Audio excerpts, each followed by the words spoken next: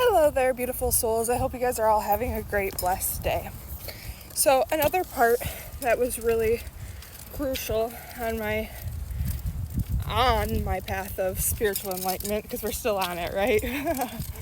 Anyways, was letting go of money, right? The first time in my entire life that I could not financially support myself was almost, I think, about a year ago, right? Maybe longer, 2 years ago? I'm not sure. But I began to spiritually heal myself, and I went back into my family, and as the oversensitive person that I am, it was I got emotionally drained. It was an emotional thing, and it sent me to a mental hospital. Obviously, they diagnosed me with something I do not have. Most empaths will be diagnosed with bipolar, because you can be in a manic state when you've just realized that 26 years of your life has been a lie, or whatever, 25, 24 years of my life. Anyways, doesn't matter. But it was a part of the spiritual journey, was to lose everything, to literally be so broke that you are dependent on the one person you do not want to be dependent on, right? You're dependent on your mother again. That's something that you never wanted to do, right? But the way that the spiritual journey just takes you and shows you who's there for you when you need them and how people do things. But you still, because you are so protected, can figure a way out of it, right? So I eventually got a job. I had to walk to my job.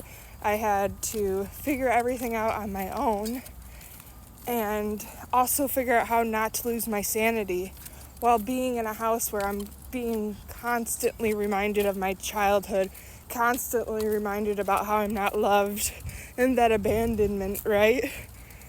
Constantly. And also have no money now. I used to spend my money, as most of us do, to make us feel better, to make us feel happy, right? Buy spiritual books, buy this, buy that. It's gonna make me happy. It made me happy for 5 minutes, right? And you gotta do the real work, and to realize that duality is a thing, and if you want happiness, then you want unhappiness, and if you want to get rid of that, then you gotta get rid of the idea of getting rid of all of the dualities of things. Anyways, not the point. And now this year, I'm also faced with another time of not having my own personal money, right? I'm a stay-at-home mom. Obviously, somebody financially supports us, obviously. I'm in a relationship, and it's hard because I never had my parents to depend on. I was always dependent on myself. It's hard to trust and just allow that, but it's also helps you realize what you really need, right? What do I actually need? Because it's not my own money, so I don't feel like I can just spend it willy-nilly how I spent my money, right? It goes more into consideration of, do we need this? Is this something we actually are going to use and need? I think about it more. I don't know why, but that's just how I am. And this journey has very much showed me that all of this stuff is keeping us in the matrix. There are so many things you can just go do for free. There are so many things that you can just do in the comfort of your own home. Yes, we all like to get out. Yes, me too. But there's also stuff you can do just to feel wholeness. And that all involves healing yourself and going on that journey inwards. But if you really think about it, we don't need money. We don't. We need to feed ourselves, right? Yes, we need to feed ourselves. We need to give ourselves shelter. But I don't think people realize how powerful the human collective consciousness truly is. And if we truly believe in something, it truly can come real. It can be real, right? How do you think we've stayed stuck in this cycle for so long? This matrix cycle, right? How do they keep us all stuck? Trauma, pain, ego, and believing in their system. We all go to school and learn about how our government started. We all go to school and learn the same information. We learn the same thing. We talk about the same thing. We hear the same thing on the news. They are using the power of the collective. Why can't we?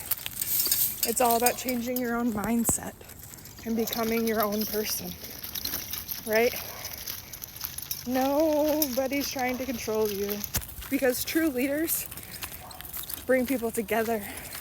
They don't cause separation. Oh, I believe this, and this, so you can't be a part of what I'm a part of. That's not how it works. We all have different insights, different ways of looking at things due to the way that we grew up, due to the lessons and the soul contracts and the karmic lessons that we signed up for is different than anybody else. A male perspective versus a female perspective are two different things. And everyone has a voice, and everyone needs to use their voice for the good and not the ego, for the soul and not the ego. That's the world we need to start working towards. We can get there. We can get away from everything we've ever thought and known. But it takes the collective consciousness coming together. I hope you guys all have a beautiful, blessed day.